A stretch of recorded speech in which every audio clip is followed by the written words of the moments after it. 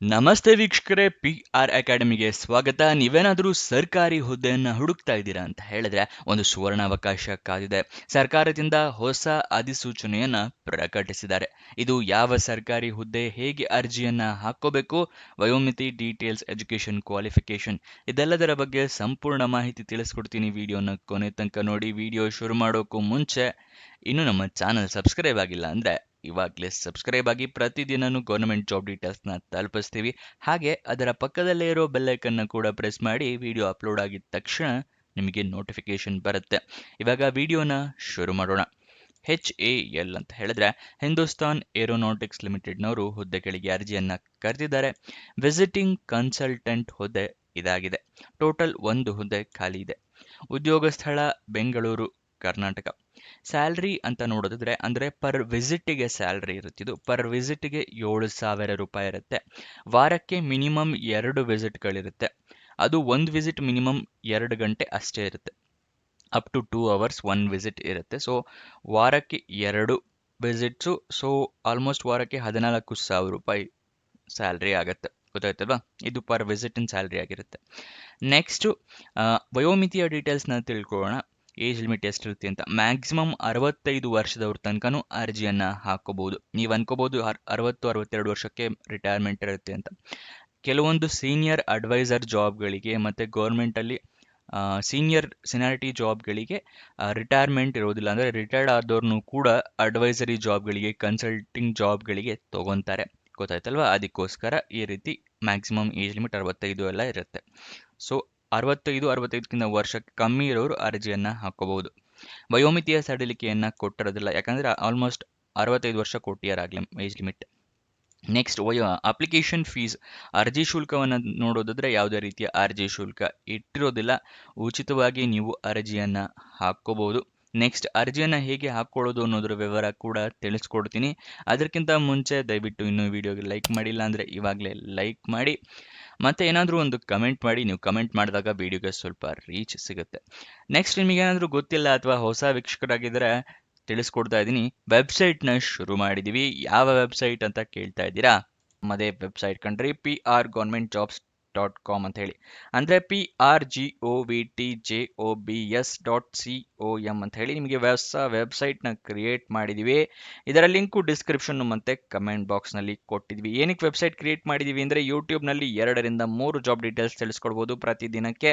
ಆದರೆ website create ಮಾಡಿದರೆ ಪ್ರತಿದಿನಕ್ಕೆ ಹಲವಾರು ಜಾಬ್ ಡೀಟೇಲ್ಸ್ನ ತಿಳಿಸ್ಕೊಡ್ಬೋದು ಅಂತೇಳಿ ಕ್ರಿಯೇಟ್ ಮಾಡಿದ್ವಿ. ಇದನ್ನ ಸದುಪಯೋಗ ಪಡಿಸ್ಕೊಳ್ಳಿ. ಅದರ ಕಮೆಂಟ್ ಬಾಕ್ಸು ಅಥವಾ ಡಿಸ್ಕ್ರಿಪ್ಷನ್ ಇಂದ ಕ್ಲಿಕ್ ಮಾಡಿದ್ರೆ ಈ ರೀತಿ ಒಂದು ಪೇಜ್ ಓಪನ್ ಆಗುತ್ತೆ ನಮ್ಮ ವೆಬ್ಸೈಟ್ದು. ಇಲ್ಲಿ ಕರ್ನಾಟಕ ಗೌರ್ಮೆಂಟ್ ಜಾಬ್ಸು, ಇಲ್ಲಿ central government 10th pass 12th pass degree jobs, ಈ ಥರ ಹಲವಾರು ಕೆಟಗರಿಯ ಜಾಬ್ಸ್ ಇದೆ. ನಿಮ್ಮ ಎಜುಕೇಷನ್ ಕ್ವಾಲಿಫಿಕೇಷನ್ಗೆ ಯಾವ್ದು ಸೂಟ್ ಆಗುತ್ತೆ ನೋಡಿ ಅದನ್ನು ಕ್ಲಿಕ್ ಮಾಡ್ಕೊಳ್ಳಿ. ಸ್ಕ್ರೋಲ್ ಡೌನ್ ಮಾಡಿದ್ರೆ ಕನ್ನಡದಲ್ಲಿ ಕೂಡ ಬಟನ್ಸ್ಗಳನ್ನ ಕೊಟ್ಟಿದ್ದೀವಿ. ಕನ್ನಡ, ಇಂಗ್ಲೀಷ್ ಯಾವುದ್ರಲ್ಲಿ ಬೇಕಾದರೂ ಕ್ಲಿಕ್ ಮಾಡಬಹುದು. ಸ್ಕ್ರೋಲ್ ಡೌನ್ ಮಾಡಿದ್ರೆ ಇಲ್ಲಿ Karnataka government jobs, central government 10th pass ಜಾಬ್ಸ್ನ ಲಿಸ್ಟ್ಗಳನ್ನ ಕೊಟ್ಟಿದ್ದೀವಿ. ಇಲ್ಲಿ ಎಲ್ಲ ಲಿಸ್ಟ್ನ ನೋಡ್ಕೋಬೋದು. ಇಲ್ಲಿ ಸ್ಕ್ರೋಲ್ ಡೌನ್ ಮಾಡ್ಕೊಂಡು ನೋಡ್ಕೋಬಹುದು. ಮೊಬೈಲ್ನಲ್ಲಿ ಆಗಿದ್ರು ಅಷ್ಟೇ ಇದನ್ನು ಸ್ಕ್ರೋಲ್ ಡೌನ್ ಮಾಡಿದ್ರೆ ನಿಮಗೆ ಡೀಟೇಲ್ಸ್ ಸಿಗುತ್ತೆ. ಕೆಳಗಡೆ ಮೋರ್ ಜಾಬ್ಸ್ ಅಂತಿದೆಯಲ್ಲ, ಇದನ್ನು ಕ್ಲಿಕ್ ಮಾಡಿದ್ರೆ ಇನ್ನೂ ಹಲವಾರು ಜಾಬ್ಸ್ ಓಪನ್ ಆಗುತ್ತೆ. ಕರ್ನಾಟಕ ಗೌರ್ಮೆಂಟಿಂದು, ಸೆಂಟ್ರಲ್ ಗೌರ್ಮೆಂಟ್ ಮತ್ತು 10th ಪಾಸ್ ಜಾಬ್ಸಿಂದು ಹಲವಾರು ಜಾಬ್ಸ್ ಡೀಟೇಲ್ಸ್ ಓಪನ್ ಆಗುತ್ತೆ. ಅದನ್ನು ಪಡ್ಕೊಳ್ಳಿ ಯಾವ ಜಾಬ್ ಡೀಟೇಲ್ಸ್ ಬೇಕು ಅಂತ. ಆದರೆ ನೀವು ಕೇಳ್ಬೋದು, ಈ ವೆಬ್ಸೈಟ್ನಲ್ಲಿ ಜಾಬ್ ಡೀಟೇಲ್ಸ್ ಅಪ್ಲೋಡ್ ಆಗಿದ ತಕ್ಷಣ ನಿಮಗೆ ಹೇಗೆ ಗೊತ್ತಾಗುತ್ತೆ ಅಂತ ಹೇಳಿದ್ರೆ, ನಾವು ನಿಮಗೆ ವಾಟ್ಸಪ್ ಮತ್ತು ಟೆಲಿಗ್ರಾಮ್ ಚಾನಲ್ನಿಂದ ಲಿಂಕ್ನ ಪ್ರೊವೈಡ್ ಮಾಡ್ತೀವಿ. ಸೊ ಅದನ್ನು ಫಾಲೋ ಮಾಡಿ. ಡಿಸ್ಕ್ರಿಪ್ಷನ್ನು ಮತ್ತು ಕಮೆಂಟ್ ಬಾಕ್ಸ್ನಲ್ಲಿ ಈ ಸೋಷಿಯಲ್ ಮೀಡಿಯಾ ಚಾನಲ್ಸ್ನ ಲಿಂಕ್ ಕೊಟ್ಟಿದ್ದೀನಿ ಡಿಸ್ಕ್ರಿಪ್ಷನ್ನಲ್ಲಿ. ಅಲ್ಲಿಂದ ಕ್ಲಿಕ್ ಮಾಡಿದ್ರೆ ನೀವು ಟೆಲಿಗ್ರಾಮ್ನ ಜಾಯ್ನ್ ಆಗ್ಬೋದು. ಅಲ್ಲಿಂದನೇ ಕ್ಲಿಕ್ ಮಾಡಿ ವಾಟ್ಸಪ್ ಚಾನಲ್ನ ಕೂಡ ಜಾಯ್ನ್ ಆಗ್ಬೋದು. ಪ್ರತಿದಿನ ಜಾಬ್ ಡೀಟೇಲ್ಸ್ ಅಪ್ಲೋಡ್ ಆಗಿದ ತಕ್ಷಣ ಈ ಜಾಬ್ ಡೀಟೇಲ್ಸ್ ಅಪ್ಲೋಡ್ ಆಗಿದೆ, ಇದರ ಲಿಂಕ್ ಅಂತ ಹೇಳಿ ನಿಮಗೆ ಪ್ರೊವೈಡ್ ಮಾಡ್ತೀವಿ. ಮತ್ತು ಕೊನೆ ದಿನಾಂಕ ಹತ್ತಿರ ಬರ್ತಿದ್ದಾಗೆ ಈ ಜಾಬ್ಸ್ ಕೊನೆಗೊಳ್ತಾ ಇದೆ ಅಂತ ಹೇಳಿ ಅದರ ಲಿಂಕ್ ಕೊಡ್ತೀವಿ. ನೀವು ಆದಷ್ಟು ಬೇಗ ಅರ್ಜಿಯನ್ನು ಹಾಕೊಳ್ಳೋಕ್ಕೆ ಹೆಲ್ಪ್ ಆಗುತ್ತೆ. ವಾಟ್ಸಪ್ ಮತ್ತು ಟೆಲಿಗ್ರಾಮ್ನ ಜಾಯ್ನ್ ಆಗೋದು ಮರಿಬೇಡಿ. ಇವಾಗ ಅರ್ಜಿ ಹೇಗೆ ಹಾಕೊಳ್ಳೋದು ಅನ್ನೋದನ್ನ ತಿಳಿಸ್ಕೊಡ್ತೀನಿ. ನೀವು ಆಫ್ಲೈನ್ ಮೂಲಕ ಅರ್ಜಿಯನ್ನ ಹಾಕೋಬೇಕು. ಆಫ್ಲೈನ್ ಮೂಲಕ ಅರ್ಜಿ ಹಾಕೋದು ಅಂತ ಹೇಳಿದ್ರೆ ನಿಮಗೆ ಒಂದು ಅಪ್ಲಿಕೇಶನ್ ಫಾರಮ್ ಸಿಗುತ್ತೆ. ಅದನ್ನ ಡೌನ್ಲೋಡ್ ಮಾಡಿ ಪ್ರಿಂಟ್ಔಟ್ ತಗೊಂಡು ಎಲ್ಲ ಡೀಟೇಲ್ಸ್ನ ಫಿಲಪ್ ಮಾಡಿ ಅದರ ಜೊತೆಗೆ ಎಲ್ಲ ನಿಮ್ಮ ಡಾಕ್ಯುಮೆಂಟ್ಸ್ನ ಜೆರಾಕ್ಸ್ ಕಾಪಿನ ಅಟ್ಯಾಚ್ ಮಾಡಿ ಒಂದು ಅಡ್ರೆಸ್ಗೆ ಕಳಿಸ್ಕೊಡ್ಬೇಕು. ಯಾವ ಮುಖಾಂತರ ಅಂತ ಹೇಳಿದ್ರೆ ಪೋಸ್ಟ್ ಮುಖಾಂತರ, ಸ್ಪೀಡ್ ಪೋಸ್ಟು, ರಿಜಿಸ್ಟರ್ ಪೋಸ್ಟು ಅಥವಾ ಕೊರಿಯರ್ ಮುಖಾಂತರ, ಅಥವಾ ಅಡ್ರೆಸ್ ಹತ್ರ ಇದೆ ಅಂದರೆ ನೀವೇ ಖುದ್ದಾಗಿ ಹೋಗಿ ಕೂಡ ಕೊಡಬಹುದು. ಇದು ಆಫ್ಲೈನ್ ಮುಖಾಂತರ ಅಪ್ಲಿಕೇಶನ್ನ ಹಾಕೋದು. ಗೊತ್ತಾಯ್ತಲ್ವಾ? ನೀವು ಅಪ್ಲಿಕೇಶನ್ ಹಾಕೋಕ್ಕೂ ಮುಂಚೆ ನೋಟಿಫಿಕೇಶನ್ನ ಸಂಪೂರ್ಣವಾಗಿ ಓದ್ಕೊಳ್ಳಿ, ಏನೇನು ಎಲಿಜಿಬಿಲಿಟಿ ಕ್ರೈಟೀರಿಯಾ ಇದೆ ಅಂತ ತಿಳ್ಕೊಂಡ ನಂತರ ಅರ್ಜಿಯನ್ನು ಹಾಕೊಳ್ಳಿ. ಇಲ್ಲಾಂದರೆ ಅಪ್ಲಿಕೇಶನ್ ರಿಜೆಕ್ಟ್ ಆಗೋ ಚಾನ್ಸಸ್ ಜಾಸ್ತಿ ಇರುತ್ತೆ. ಅಪ್ಲಿಕೇಶನ್ನಲ್ಲಿ ಇಮೇಲ್ ಐ ಡಿ, ಮೊಬೈಲ್ ನಂಬರ್ನ ಕರೆಕ್ಟಾಗಿ ಮೆನ್ಷನ್ ಮಾಡಿ. ನಿಮಗೇನಾದರೂ ಜಾಬ್ ಸಿಕ್ಕರೆ ಇಮೇಲ್ ಅಥವಾ SMS ಮುಖಾಂತರ ಅವರು ಕನ್ಫರ್ಮ್ ಮಾಡ್ತಾರೆ. ಯಾವ್ಯಾವ ಡಾಕ್ಯುಮೆಂಟ್ಸ್ನ ರೆಡಿ ಇಟ್ಕೋಬೇಕು ಅಂತ ಹೇಳ್ತಾ ಇದ್ದೀನಿ. ಒಂದು ಸೆಟ್ ಜೆರಾಕ್ಸ್ ಕಾಪಿ ತೆಗೆದಿಟ್ಕೊಂಡಿರಿ, ಜೆರಾಕ್ಸ್ ಕಾಪಿನ ಅಟ್ಯಾಚ್ ಮಾಡಿ ಕಳಿಸ್ಕೊಡಿ. ಮೊದಲನೇದಾಗಿ ID ಪ್ರೂಫ್ ಬೇಕಾಗುತ್ತೆ, ಆಧಾರ್ ಕಾರ್ಡ್, ವೋಟರ್ ID ಅಥವಾ ಪಾನ್ ಕಾರ್ಡ್. ಎರಡನೇದಾಗಿ ಎಜುಕೇಷನಲ್ ಸರ್ಟಿಫಿಕೇಟ್ಸ್ ಅಂದರೆ ಎಜುಕೇಷನ್ ಕ್ವಾಲಿಫಿಕೇಷನ್ಗೆ ಮಾರ್ಕ್ಸ್ ಕಾರ್ಡು, ಸರ್ಟಿಫಿಕೇಟ್ಸು ಎಲ್ಲ ಬೇಕಾಗುತ್ತೆ. ನಿಮ್ಮ ಪಾಸ್ಪೋರ್ಟ್ ಸೈಜ್ ಫೋಟೋ, ಏಜ್ ಪ್ರೂಫಿಗೆ SLC ಮಾರ್ಕ್ಸ್ ಕಾರ್ಡ್ ಅಥವಾ date of birth certificate, experience ಇದ್ದರೆ ಎಕ್ಸ್ಪೀರಿಯನ್ಸ್ ಸರ್ಟಿಫಿಕೇಟ್, ನಿಮ್ಮ ರೆಸ್ಯೂಮೆ, ಇದಿಷ್ಟನ್ನು ಜೆರಾಕ್ಸ್ ಮಾಡಿ ಇಟ್ಕೊಳ್ಳಿ.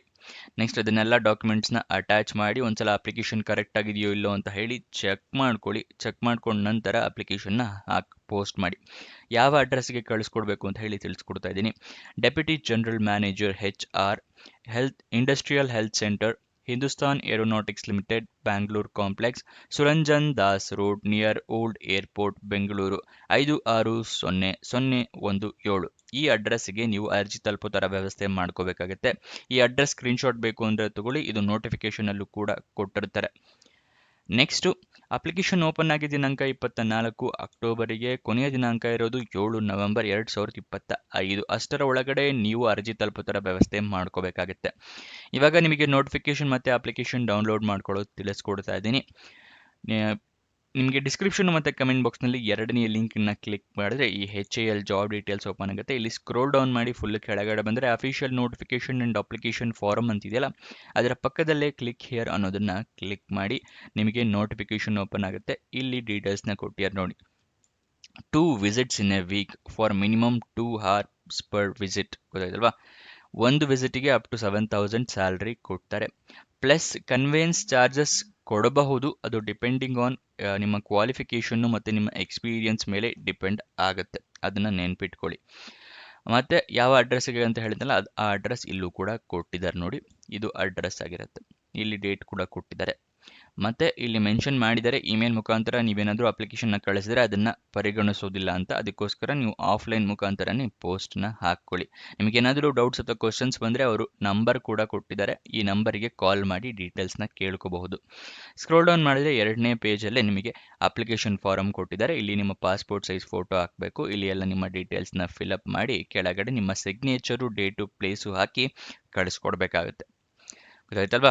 Official website address HAL-India.co.in. ಇದು ಅಫಿಷಿಯಲ್ ವೆಬ್ಸೈಟ್ನ ಅಡ್ರೆಸ್. ಅಲ್ಲಿಂದ ಕೂಡ ನೀವು ಜಾಬ್ ಡೀಟೇಲ್ಸ್ನ ತಿಳ್ಕೋಬಹುದು. ಇವಾಗ ಎಜುಕೇಷನ್ ಕ್ವಾಲಿಫಿಕೇಷನ್ ವಿವರ ತಿಳ್ಕೊಳ್ಳೋಣ. MBBS ಕಂಪ್ಲೀಟ್ ಆಗಿರೋರು ಅರ್ಜಿಯನ್ನು ಹಾಕ್ಕೋಬಹುದು. ಇದಿಷ್ಟು ಈ ಜಾಬ್ನ ವಿವರ. ನಿಮಗೇನಾದರೂ ಡೌಟ್ಸ್ ಅಥವಾ ಕ್ವಶನ್ಸ್ ಇದೆ ಅಂತ ಹೇಳಿದ್ರೆ ಕಮೆಂಟ್ ಬಾಕ್ಸ್ನಲ್ಲಿ ಕಮೆಂಟ್ ಮಾಡಿ, ನಾವು ಉತ್ತರ ಕೊಡೋದಕ್ಕೆ ಪ್ರಯತ್ನ ಮಾಡ್ತೀವಿ. ಇನ್ನೊಂದು ಜಾಬ್ ವಿಡಿಯೋ ಜೊತೆ ಸಿಗೋಣ. ಬಾಯ್ ಬಾಯ್.